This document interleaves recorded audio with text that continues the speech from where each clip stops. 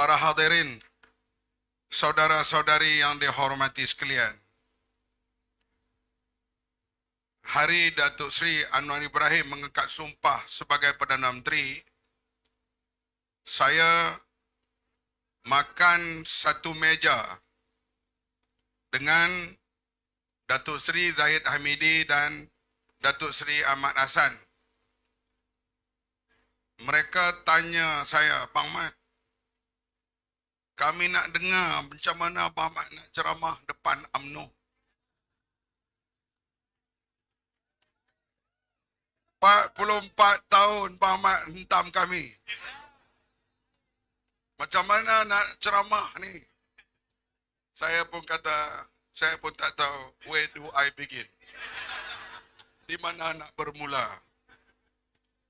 Hadirin sekalian, kita dalam politik ni, kita boleh berubah kawan, rakan, tapi tidak ubah matlamat dan dasar. Ini yang kita pegang. Sebab itulah bila Datuk Seri Menteri Besar Pahang mengatakan tujuan untuk memerintah ini supaya memberi kestabilan dan kemakmuran kepada rakyat, itulah yang paling diutamakan. Hadirin yang dihormati sekalian, kebelakangan ini Malaysia dilanda dengan pahaman-pahaman yang kurang menyenangkan. Saya boleh mengkritik UMNO. Saya boleh menghentam Barisan Nasional. Saya boleh mengkritik DAP atau menghentam DAP. Tapi hadirin sekalian, ada perenggannya. Jangan sampai dulu berlaku satu ketika sampai ke peringkat mengkafirkan UMNO.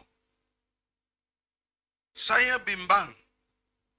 Pahaman takfiri itu muncul semula sekarang ini. Kita lihat negara-negara di dunia yang hancur di atas pahaman takfiri, iaitu tak setuju dengan kita, kita kafirkan orang itu, kita sesatkan orang itu. Akhirnya berlakulah seperti di Syria, di Iraq, di Somalia. Kalau lihat di Somalia, lebih 40 tahun penyelesaian tak dapat dicapai. Iraq dan Syria sudah melangkaui 10 tahun. Belum lagi selesai konflik antara mereka. Antara puak, clans dan mazhab. 2 minggu sebelum pilihan raya, saya ke Baghdad menghadiri sidang hal Palestin, hal Masjidil Aqsa. Iraq sebuah negara reserve minyaknya yang keempat dalam dunia. Tetapi negara itu hancur. Jalan rayanya pecah, tiang elektriknya condong, sampah berselerak.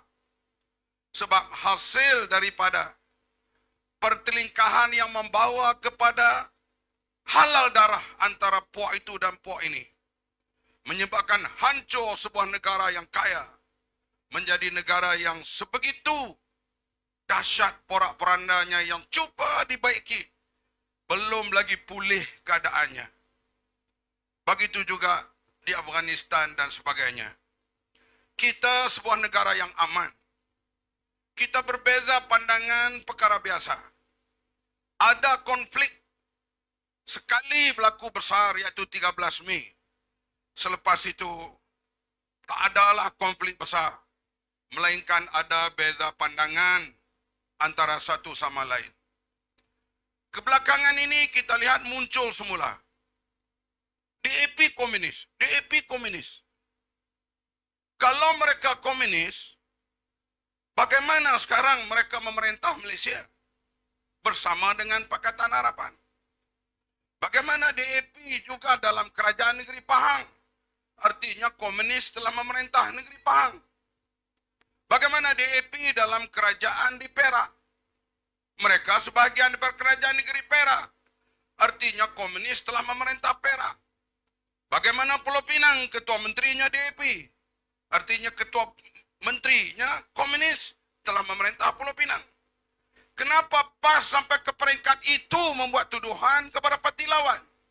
Ianya berbahaya dalam jangka pendek dan jangka panjang. Kita lihat pula video terbaru. Kalau orang bukan Islam memerintah, orang Islam jadi pengembala babi. Kalau orang Islam yang zalim memerintah, orang Islam jadi pengembala lembu.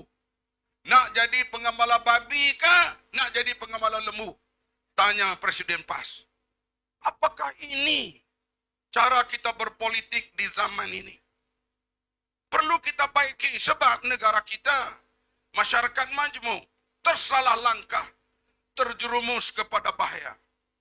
Sebab itulah, bagi kita, kita kena tubuhkan kerajaan bersama Pakatan Harapan, BN dan lain-lain untuk melawan pahaman-pahaman yang boleh merosakkan Malaysia.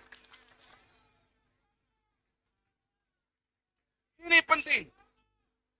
Ini penting, hadirin sekalian. Sudah ada suara yang diteriak dalam satu majlis ceramah. Kita bunuh Cina.